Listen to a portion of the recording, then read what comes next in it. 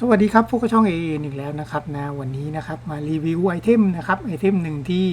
ท่านผู้ใช้รถทุกคนนะครับอาจจะต้องจำเป็นต้องมีไว้ในบ้านเลยนะครับนะ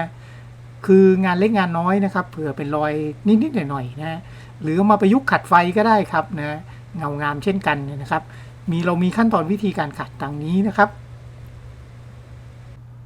เรามาดูอุปกรณ์กันเลยนะครับนะก็อุปกรณ์ตัวนี้นะครับสามารถหาได้ในช้อปปีเลยนะครับนะในตะกร้าด้านล่างนี้เลยนะครับนะก็ประกอบด้วยทั้งหมด7ชิ้นนะก็เป็นฟองน้ำนะครับฟองน้ำขัดหยาบฟองน้ำขัดละเอียดนะผ้าไอตัวขนแกะนะครับขนแกะก็ให้มานะก็มีน็อตตัวหนึ่งนะครับน็อตตัวนี้เนี่ยเอาไว้ใส่เวลาจะจับกับสว่านนะครับ ใบตัวนี้เป็นใบ3นิ้วนะครับนะ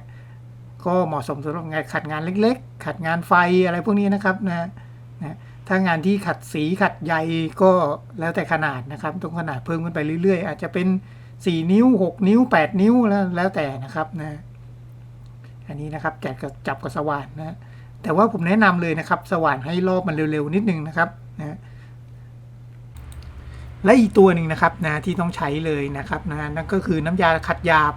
นะครับไม่ว่าจะเป็นของยี่ห้ออะไรก็ได้แล้วแต่เรานะครับให้เป็นน้ำยาขัดหยาบนะ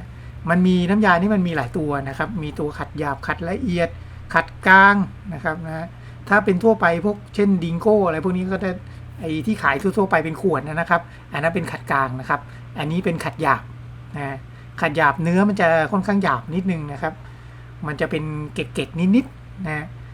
อันดับแรกก็ลงน้ำยาเลยครับหลังจากที่ติดตัวกระดาษกาวให้รอบแล้วนะครับก็ลงน้ำยาเลยครับเอาผ้าลูบเลยครับลงให้ทั่วๆเลยนะครับตอนลงเนี่ยเราก็ใส่ขัดไปด้วยในตัวนะขัดไปชั้นหนึ่งแล้วนะครับยังไม่ต้องใช้ตัวสว่านขัดนะ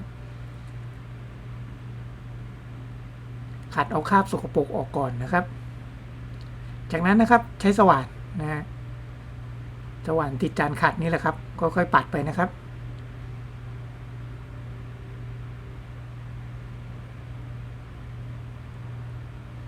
ปัดให้ทั่วๆเลยนะครับ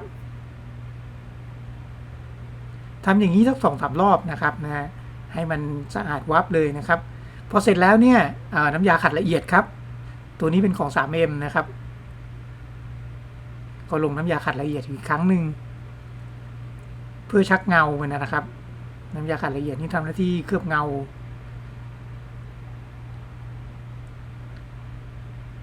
ใครจะไม่ลงก็ได้นะครับถ้าไม่ลงก็ได้นะฮะแต่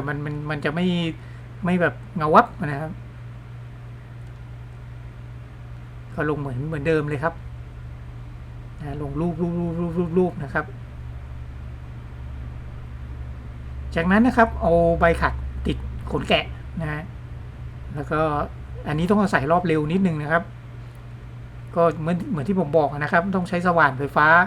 นะสว่านแบตเตอรี่รอบมันไม่ถึงนะครับ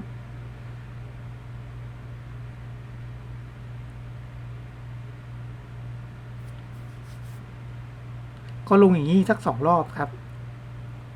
รับรองเลยครับเงาวับนะเงาเหมือนไปจ้างเขาขัดเลยแหละครับนะขอบคุณมากครับสำหรับการรับชมคลิปนี้นะครับนะถ้าสินค้านะครับที่ใช้ในคลิปนี้ทั้งหมดนะครับนะสามารถหาได้ในช้อปปีเลยครับในตะกร้าด้านล่างนี้เลยนะครับขอบคุณครับ